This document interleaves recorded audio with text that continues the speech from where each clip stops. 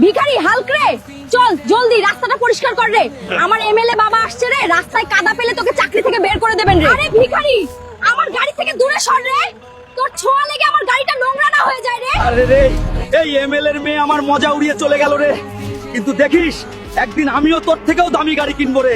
আরে ম্যানেজার সাহেব, এই গাড়িটার দাম কত রে? আরে গরিব, আগে স্নান করে আয় রে। এটা বুগাটি, বুঝলি? বুগাটি। তোর ক্ষমতা নেই এটা দেখার, কেনার কথা বলছিস কেন? আরে ম্যানেজার, উড়িয়ে নে, যত মজা ওড়াতে চাস। একদিন তোর শোরুমের সাথে তোকেও কিনে নেবো রে। আরে ইয়ার, এখন আমি এত টাকা কোথা থেকে আনবো রে, যা দিয়ে দামি গাড়ি আর নিজের স্বপ্ন পূরণ করতে পারবো রে? এসো এসো, জাগ্গু দাদাকে হারাও আর জিতে নাও 700 কোটি টাকা। কি রে, 700 কোটি? আমি হারাবো জাগ্গু দাদাকে। আরে আরে, এখানে কোনো বাপের বেটা আছে যে জগ্গু পালোয়ানকে হারাতে পারে?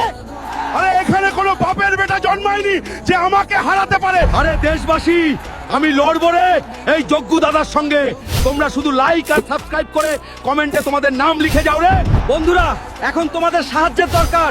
জলদি লাইক আর সাবস্ক্রাইব করে আমাকে সাহায্য করো রে, যাতে আমি একে হারাতে পারি রে।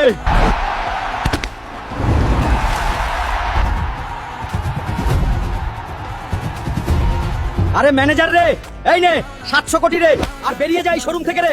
এখন এই শোরুমটা আমি কিনে নিয়েছি রে। আরে এমএলএ এর মেয়ে, তুই আমার মজা উড়িয়েছিলি রে। দেখ, আজ আমি এই বুগাটি গাড়ির মালিক রে।